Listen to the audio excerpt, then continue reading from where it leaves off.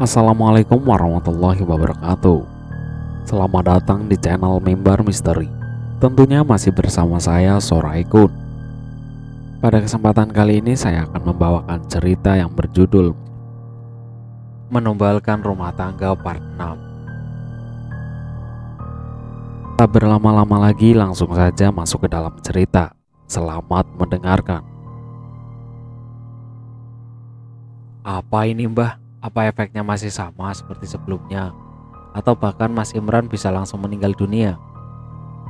Lihat saja nanti reaksinya. Mirna menganggukkan kepalanya tanda ia mengerti akan maksud dari Mbah Waro. Mirna masih terdiam di tempat duduknya, sesekali celingak-celinguk mencari keberadaan Wisnu. Ada rasa sungkan untuk menanyakan Wisnu kepada Mbah Waro yang terlihat enggan untuk berbicara lagi. Ada yang ingin ditanyakan lagi? Tanya Mbah Waro. Enggak ada, Mbah. Ya sudah, saya langsung pamit pulang saja, jawab Mirna merasakan hatinya gelisah karena yang diimpikannya ingin bertemu Wisnu. Tapi Mbah Waro seolah tidak mengerti melihat gelagatnya. Mirna pulang dengan perasaan yang mengganjal. Menyesal karena ia tadi kenapa tidak menanyakan langsung kepada Mbah Waro keberadaan keponakannya yang tampan itu. Mirna berpendapat bahwa Wisnu adalah keponakan dari Mbah Waro. Karena kalau dikatakan anak, Mirna tidak percaya. Karena tidak mirip sama sekali, kecuali Wisnu adalah anak angkat. Sesampainya di rumah, ia melihat sang suami mondar-mandir di depan pintu seperti ada yang dipikirkan. Mirna tahu bahwa Imran saat ini sedang linglung kebingungan. Mas nungguin aku pulang? Sapa Mirna sembari melangkah menghampiri Imran. Ah, iya, aku dari tadi tungguin kamu, jawab Imran bingung dan tidak merasa apa yang ia lakukan sejak tadi. Oh, aku mau langsung istirahat aja, ucap Mirna masuk ke dalam rumah yang diikuti oleh Imran di belakangnya. Besok paginya Mirna beraksi kembali memberikan minuman yang telah dicampurkan dengan ramuan yang tadi malam diberikan oleh Mbah Waro. Setelah diminum oleh Imran tapi tidak sama sekali menimbulkan apapun. Imran masih sama seperti sebelumnya. Ia berlaku aneh seperti linglung. Kalau diajak bicara masih nyambung saja. Hari terus berlalu hingga 1 minggu. Bahkan 1 bulan kemudian selalu rutin minuman itu disuguhkan kepada suaminya. Kini Imran sudah istirahat dari pekerjaannya. Karena selalu tidak fokus, bahkan beberapa rekan kerja Imran menceritakan suatu kejadian saat di kantor kepada Mirna tentang apa saja yang dilakukan oleh Imran. Maaf Mbak Mirna, sebaiknya secepatnya dibawa saja Imran berobat. Waktu itu Imran cuma tiduran aja seharian di kantor. Diajak ngobrol juga tidak nyambung. Makanya Mas Imran diberhentikan oleh bos. Jelas rekan Imran yang sewaktu berkunjung ke rumah Mirna ingin melihat kabar Imran. Oh begitu ya. Saya juga bingung kenapa Mas Imran begitu. Bahkan akhir-akhir ini ia tidak pernah lagi ngasih saya nafkah. Bayar segala cicilan hanya mengandalkan usaha jualan saya saja. Jelas Mirna berbohong. Bahkan Mirna teramat senang setelah mendengar penuturan sang rekan kerja Imran itu, bahwa ramuan yang diberikan oleh Mbah Waro bekerja dengan baik. Kalau Imran sudah tidak sanggup lagi memberikan nafkah lahir maupun batin, maka itu adalah jalan menuju sebuah perceraian yang telah diimpikannya. Setelah berbincang lama dengan teman kantor Imran, Mirna mempersilahkan temannya itu untuk masuk melihat keadaan Imran yang kini tengah rebahan dengan tatapan kosong menatap dinding. Banyak perubahan Imran yang sangat nampak. Salah satunya badan yang sangat kurus. Wajah menjadi sangat tirus dan kelihatan lebih tua. Sesekali Imran mengedipkan matanya yang terlihat memerah itu. Melihat teman kerjanya yang sedang sakit, entah sakit apa, bahkan tidak mengenali sedikit pun tentang temannya yang datang untuk menjenguk. Mas, ini ada teman kamu datang, ucap Mirna sembari duduk di tepi ranjang dan berusaha membantu Imran untuk duduk. Mirna melakukan ini sangat telaten. Kalau ada orang lain yang datang untuk melihat kabar Imran, ia sangat berusaha sebaik mungkin menjadi istri. "Gimana kabarnya Mas Imran?" tanya rekan kerjanya. Imran hanya menatap sekilas, menganggukkan kepalanya sembari berkata, "Baik. Aku kesini hanya ingin menjenguk sebentar dan mau memberikan titipan dari bos. Katanya kalau sudah sembuh, boleh kerja lagi," tutur sang rekan kerja. "Wah, terima kasih ya. Bilangin sama bosnya juga," cerocos Mirna. "Iya, terima kasih banyak," sahut Imran. Sepulangnya rekan kerja Imran, Mirna membuka amplop yang cukup tebal. Sambil tersenyum lebar, ia berinisiatif akan membelikan HP untuk Wisnu. Ia yakin sepertinya Wisnu tidak memiliki HP. "Disimpan Mir uangnya. Sekarang Mas tidak bekerja dulu sementara," ucap Imran sembari memijat kepalanya. Mirna hanya menganggukkan kepalanya, lalu meninggalkan Imran yang sedang duduk di kamar seorang diri.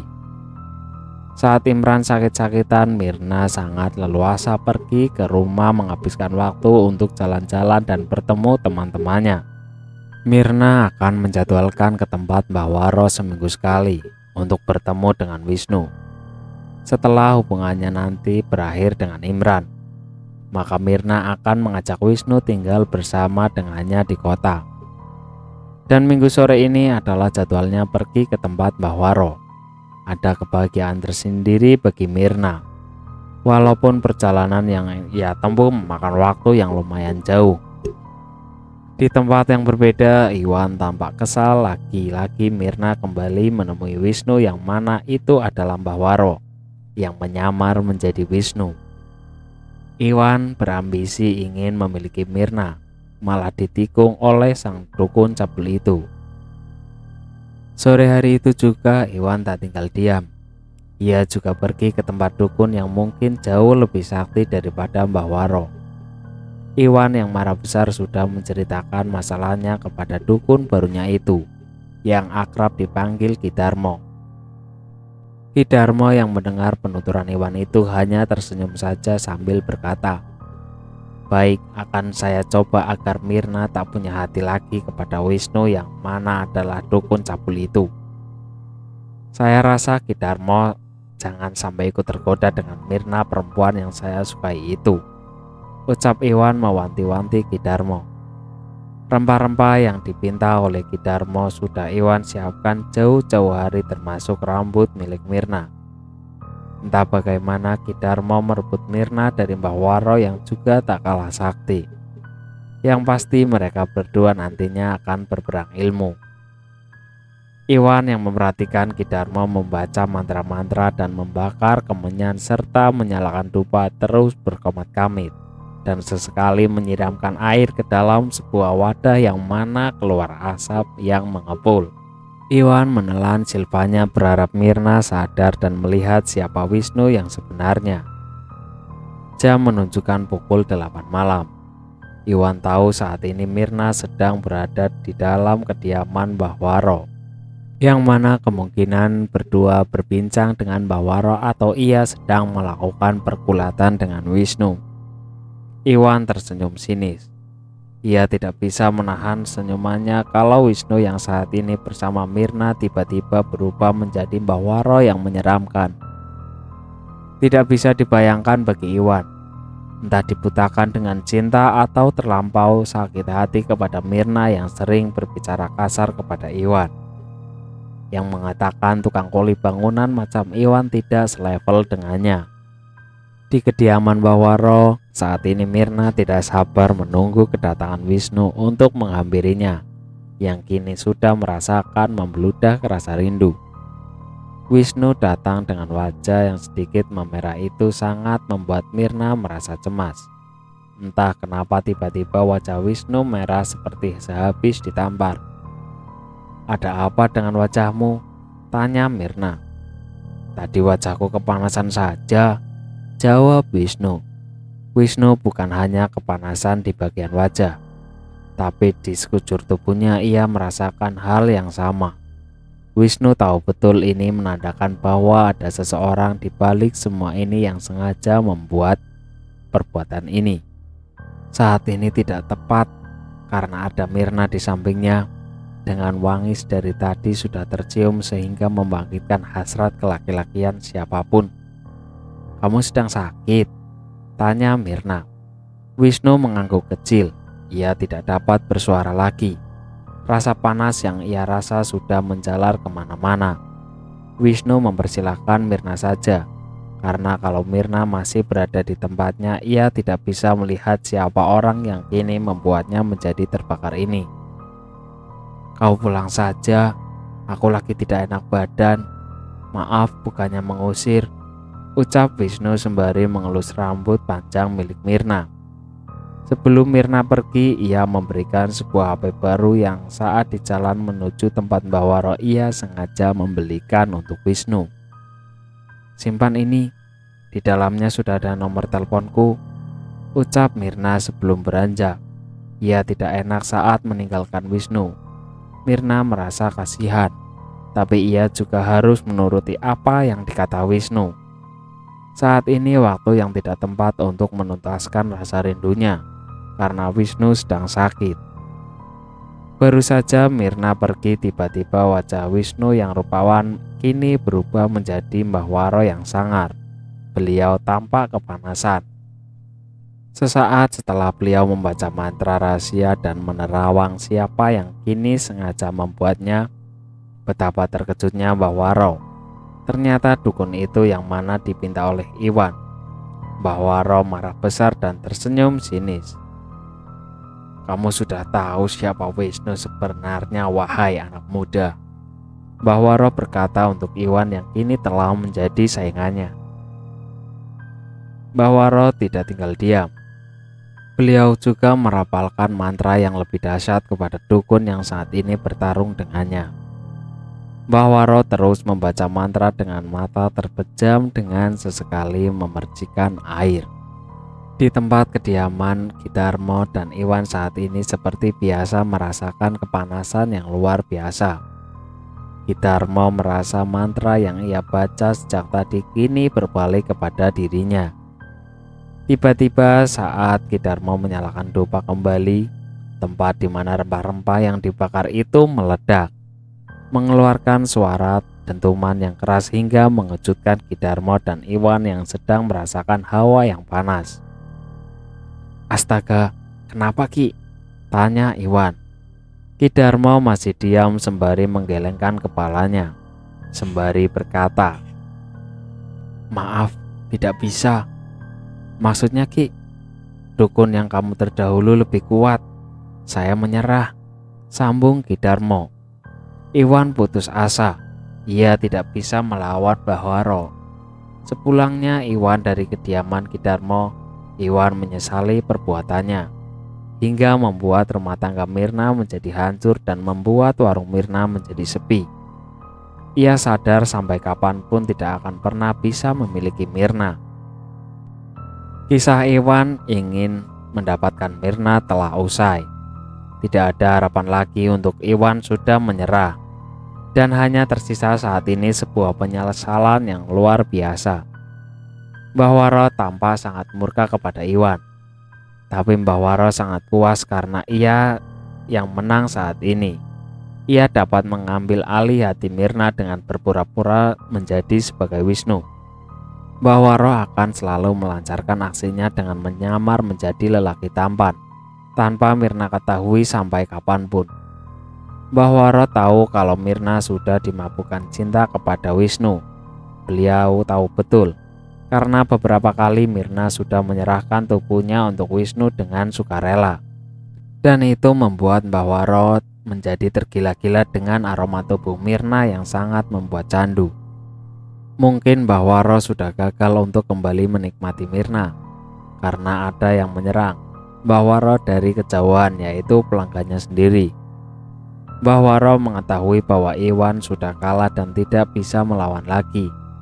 dikarenakan Bawaro adalah dukun sakti mandraguna yang sudah terkenal. Hanya orang-orang tertentu yang bisa bertamu dengan beliau. Mirna pulang ke rumah dengan perasaan dongkol. Ia sedikit kecewa karena Wisnu menyuruhnya untuk pulang. Sedangkan Mirna sudah tidak bisa lagi menahan rindu ingin menuntaskannya. Karena Mirna sudah tidak pernah lagi mendapatkan belayan seperti lembutnya belayan kasih sayang Wisnu. "Mir, datang dari mana kamu?" tanya Imran yang kini sedang duduk di sofa ruang tamu. "Keluar, ada urusan tadi," jawab Mirna langsung menuju ke kamar. "Terus sekarang sudah selesai?" tanya Imran lagi. "Iya, makanya aku pulang," ketus Mirna. Beberapa pertanyaan yang dilontarkan Imran hanya ditanggapi Mirna dengan ketus saja. Ia tidak suka ditanya-tanya begitu. Apalagi sekarang mood Mirna sedang tidak baik. Terlihat Imran saat ini sedang mengalami batuk-batuk. Beberapa kali Imran batuk sampai memuntahkan cairan berwarna merah. Tapi ia sama sekali tidak ingin berniat pergi ke dokter seorang diri untuk menanyakan penyakit yang dialaminya. Bukan hanya batuk-batuk, tapi ia juga merasa sangat malas untuk ngapa-ngapain, termasuk untuk mendekati Mirna. Beruntung bagi Imran, Mirna tidak pernah menuntut hal itu. Bisa dibilang ia kehilangan nafsu. Imran memasuki kamar setelah cukup lama merenung di ruang tamu. Duduk-duduk tidak melakukan suatu hal apapun. "Mas, aku mau bicara sama kamu," ucap Mirna.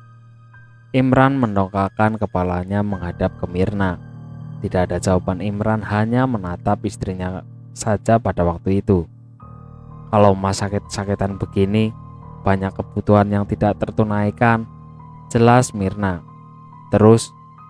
tanya Imran. Ia mengetahui pembicaraan Mirna ini ke arah di mana dan laki-laki pasti ingin meminta cerai. "Aku mau kita udahan aja. Kalau kamu tidak bisa ngapa-ngapain lagi, tidak memberikan nafkah lahir maupun batin, sama aja aku seperti janda. Lebih baik aku sendiri," tutur Mirna. Imran sudah tidak terkejut lagi atas penuturan Mirna.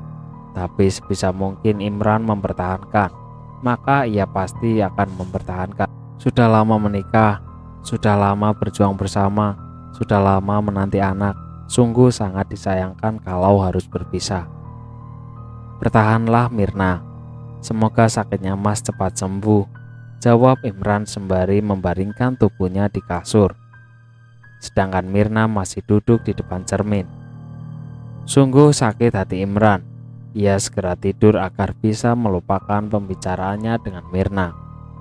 Mirna kembali mendengus kesal, tapi ia harus sabar, mungkin tinggal sedikit lagi ia harus menunggu waktunya. Sesekali ia tersenyum sinis sambil berucap dalam hati, "Sakit kamu tidak akan lama kalau kamu cepat melepaskan aku." Hari berganti hingga hari. Imran terus sakit-sakitan. Dan kini Imran terus berbatuk-batuk dan mengeluarkan darah yang cukup banyak. Imran pingsan dan tergeletak di dapur dengan darah yang berceceran. Mirna sempat panik dan segera meminta pertolongan kepada orang-orang. Beberapa di antaranya berinisiatif untuk meminta Mirna secepatnya membawa ke rumah sakit. Tetapi Mirna melarang. Ia beralasan bahwa suaminya baik-baik saja dan katanya sudah biasa begini. Setelah Imran sudah siuman dan orang-orang sudah pergi, akhirnya Mirna kembali memutuskan untuk bercerai saja. Ia sudah menyerah, dan Mirna sudah berterus terang kepada mertuanya bahwa Imran sudah tidak bisa lagi menafkahinya. Orang tua Imran setuju, karena tidak bisa dipaksakan kalau Mirna sudah angkat tangan dan sudah lelah dengan sabarnya. Akhirnya Imran dijemput oleh orang tuanya, yang kini masih tersisa ibunya saja. Imran pun juga sudah pasrah atas keputusan Mirna. Kini ibunya datang menjemput dengan saudaranya Imran. Tidak banyak obrolan tentang Mirna dan mertuanya, karena sudah sangat ingin mereka semua pergi untuk secepatnya. "Mas Imran sudah lama sakit-sakitan begini. Aku sudah capek dan lelah. Semua kebutuhan dan tanggungan semuanya ke aku, sedangkan kalian tidak tahu apa-apa, ucap Mirna. Bukannya kau yang tidak pernah menghubungi kami dan cerita kalau Imran sakit, tutur mertuanya Mirna. Kenapa harus aku? Bukannya Mas Imran bisa sendiri untuk memberitahukan kalian, singit Mirna. Imran juga hanya diam. Ia juga sudah lupa untuk menghubungi orang tuanya, bahkan saudaranya. Ia juga sudah merasa tidak bisa lagi menggunakan HP. Bang Imran, kita pulang saja. Aku merasa rumah ini sangat panas, ucap Irfan adik Imran. Mirna menatap iparnya tersebut. Perasaannya menjadi tidak nyaman. Imran sakit bukan sakit biasa, tapi itu adalah guna-guna Mirna. Ia takut mertuanya dan iparnya itu tahu bahwa itu semua adalah ulahnya. Sebaiknya kita bawa abang kamu ke rumah sakit dulu, ucap mertuanya. Mereka pergi meninggalkan Mirna yang seorang diri. Saat sedang di mobil, Imran masih menatap istrinya tersebut. Imran sangat terpaksa berpisah dengan Mirna. Tapi mau bagaimana lagi, Imran tahu Mirna bukannya sudah lelah dan capek, tapi ia mengetahui bahwa Mirna tidak cinta lagi kepadanya. Setelah perbincangan antara Irfan dan ibunya, maka mereka memutuskan untuk tidak jadi membawa Imran ke rumah sakit, karena mereka sudah mengira Imran bukanlah sakit biasa tetapi karena ada sesuatu. Kalau hanya sakit biasa, Imran tidak seperti lupa dan linglung begitu.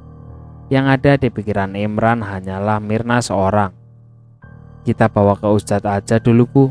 Bang Imran ini sakitnya tiba-tiba begini dan langsung sakit keras, ujar saudara Imran.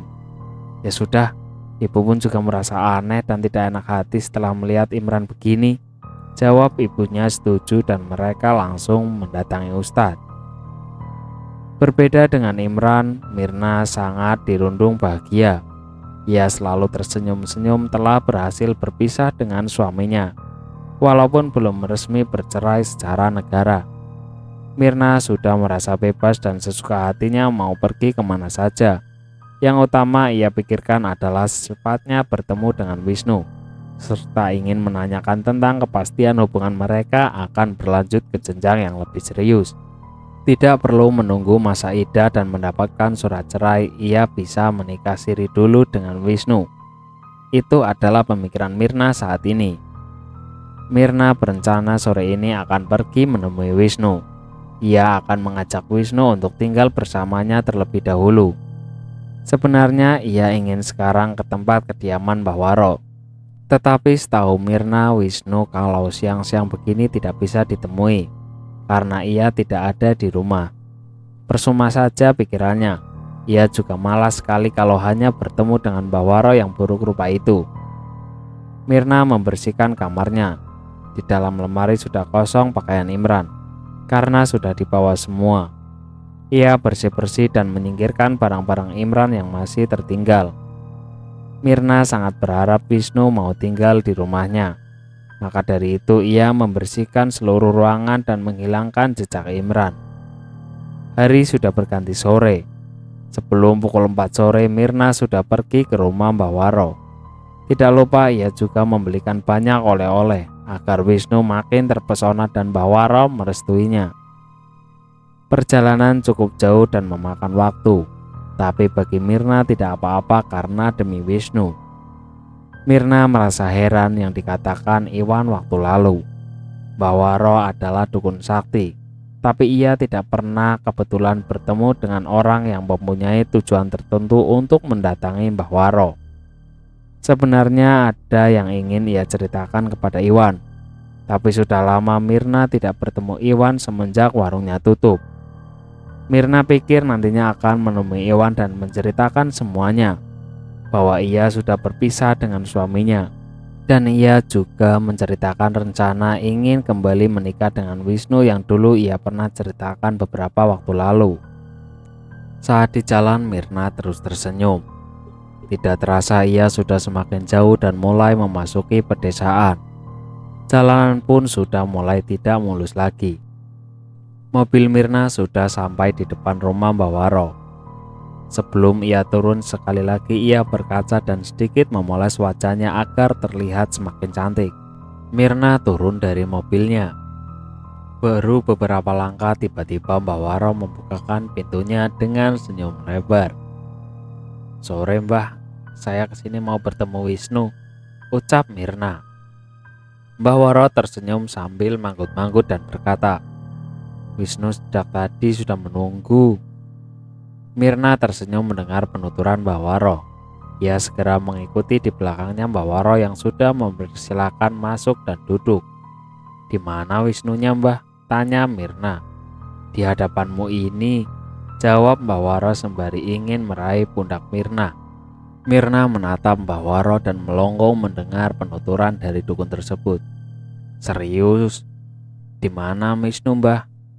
tanya Mirna sekali lagi. Mana mungkin dukun jelek di hadapannya kini adalah Wisnu yang berpura-pura menjadi Mbah Waro. Mbah Waro terkekeh kecil sembari berkata, "Jangan takut gitu, saya hanya bercanda," jawab Mbah Waro. "Wisnu belum datang, tunggu saja dulu," sambung Mbah Waro. Mirna menghela napas panjang. Lega perasaannya kali ini.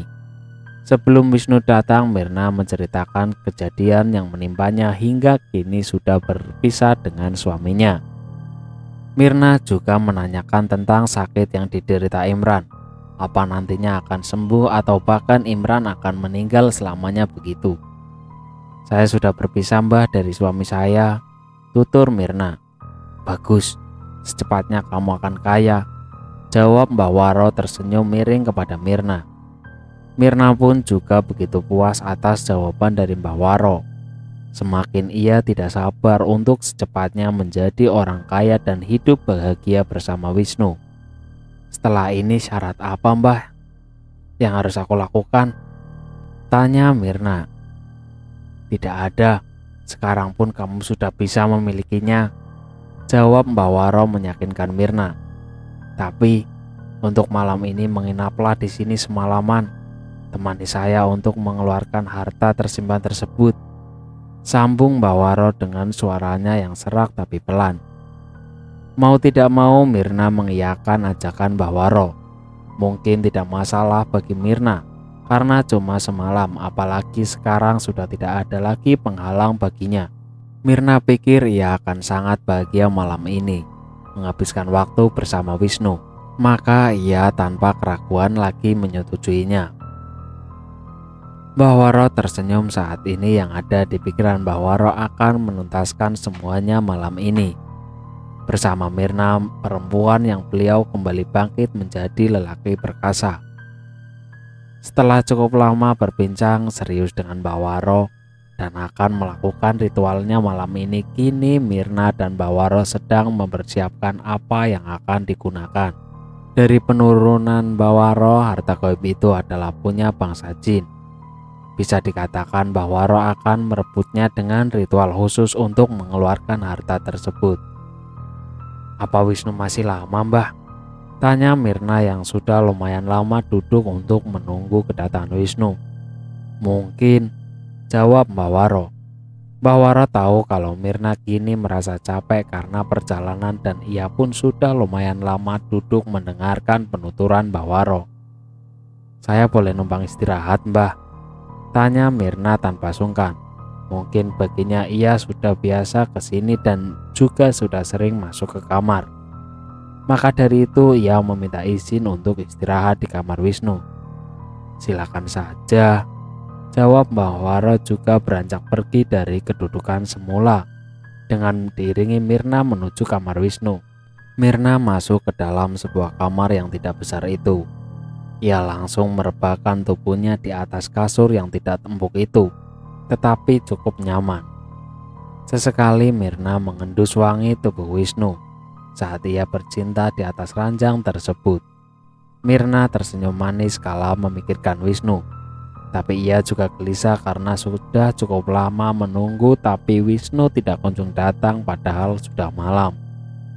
Tok tok tok, terdengar pintu kamar diketok. Mirna sangat girang. Ia kira adalah Wisnu yang datang, tapi saat membukanya ternyata Mbah Waro tersenyum sembari memberikan air secangkir. "Minum," ucap Mbah Waro singkat. Mirna mengambilnya dari tangan Mbah Waro. Setelahnya beliau langsung pergi tanpa sepatah kata pun. Mirna lupa kalau sejak tadi ia memang sudah haus, tapi ia kesenangan akan bertemu Wisnu, maka ia melupakannya. Tanpa berpikir panjang, Mirna menegukkan hingga tandas. Entah itu minuman apa, rasanya seperti teh manis, tapi warnanya sangat hitam. Mirna pikir Mbah Waro kebanyakan menuangkan tehnya, terlalu banyak hingga warnanya sangat gelap. Mirna duduk di atas ranjang. Kembali ia memanut wajahnya di cermin kecil yang ia bawa. Tidak lupa parfum mahal terus ia semprotkan di seluruh tubuh, agar bisa membuat Wisnu semakin betah kepadanya. Saat beberapa menit, tiba-tiba pintu kamar terbuka.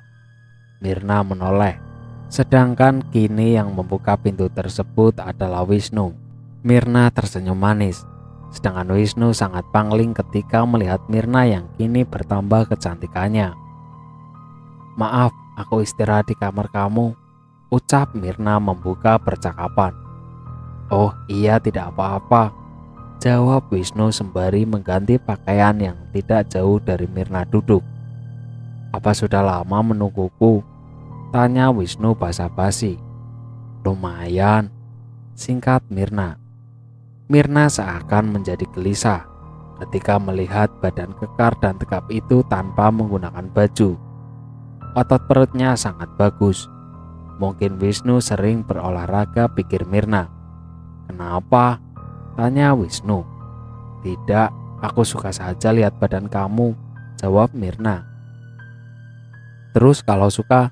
tanya Wisnu yang seakan memancing perkataan Mirna. Mirna tersenyum sembari menunduk malu saat Wisnu hendak mendekati Mirna. Tapi Mirna langsung berdiri dan bertanya kepada Wisnu, "Mbah Waro ada di mana?" Wisnu diam sejenak lalu berkata, "Sudah tidur." Mirna tersenyum mendengar penuturan Wisnu, khawatir Mbah Waro nantinya akan mengetok pintu ketika mereka sudah bersenang-senang. Tanpa malu dan sungkan, Mirna langsung menghambur ke pelukan Wisnu. Ada aroma wangi yang membuat Mirna candu dalam pelukannya. Tidak seperti suaminya si Imran, saat mendekat saja ia mencium seperti aroma busuk begitu. Maka dari itu Mirna sangat enggan untuk berdekatan dengan Imran, apalagi jika berhubungan suami istri. Sesekali Mirna tertawa atas perilaku Wisnu yang sengaja membuat suasana bercanda dahulu. Lalu lama-kelamaan mereka sudah menyatu dalam permainan malam itu.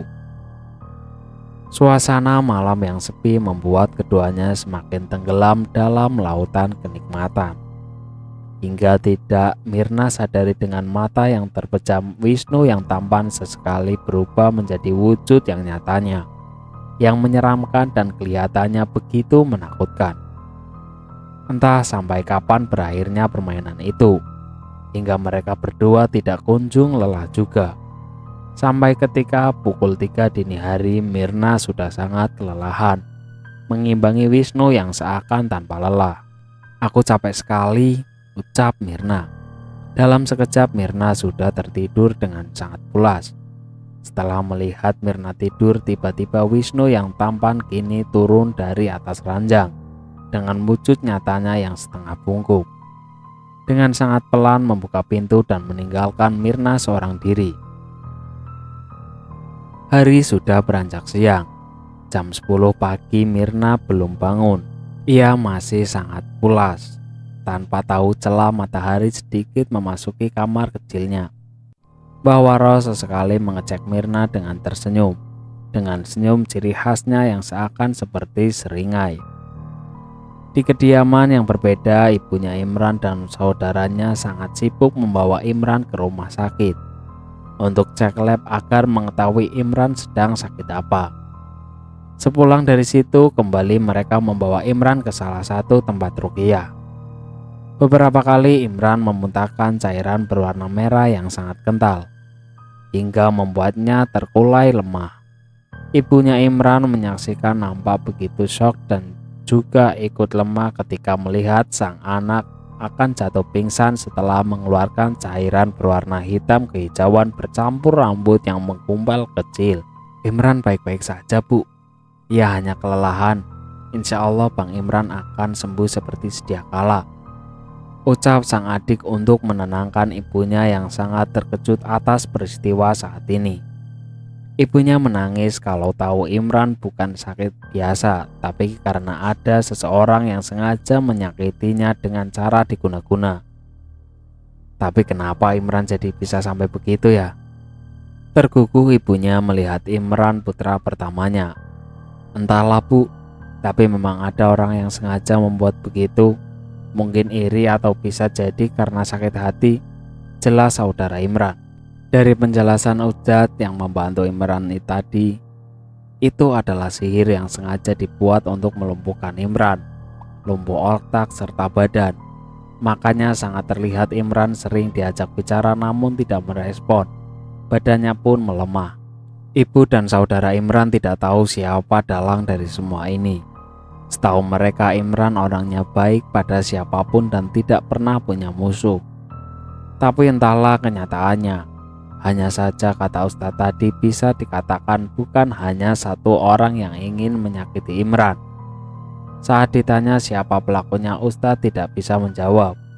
Katanya khawatir menjadi marah dan malah berkeinginan untuk membalas dendam perbuatan tersebut. Maaf, saya tidak bisa memberitahukan siapa pelakunya untuk menghindari hal yang tidak diinginkan. Jelas Ustadz yang bernama Pak Nasir. Terus kami harus bagaimana, Pak? Tanya Ibu Imran. Kalian berdua fokus untuk kesembuhan Imran saja. Tidak perlu ingin tahu siapa pelakunya. Biar Allah saja yang membalasnya, tutur Pak Ustadz. Ibu dan saudara Imran serentak mengangguk-angguk kepalanya secara bersamaan dan mengiyakannya. Pak Ustadz Nazir memerintahkan untuk sering-sering Imran dibawa ke tempat ruqyah. Dan setiap saat selalu ada yang mengajaknya untuk sekedar berbicara, agar Imran tidak merenung sendirian, yang menjadi pikirannya akan kosong. Setelah berpamitan, mereka berdua membawa Imran pulang ke rumah, dan yang ada di pikirannya hanya ada tanda tanya. Entah kenapa orang tersebut sangat tega membuat Imran begini. Di tempat yang berbeda, Mirna masih tertidur nyenyak hanya dengan balutan selimut yang menutupi tubuhnya. Sesekali Mbak Waro masuk dengan senyum seiringnya dan membaca doa-doa di depan Mirna yang tidak sadar entah itu doa untuk apa. Mbah Waro kembali berucap sebelum meninggal Mirna yang tertidur. Tidak lupa beliau juga mendekatkan kecupan di dahi Mirna dan berkata, "Tidur yang nyenyak ya sayangku."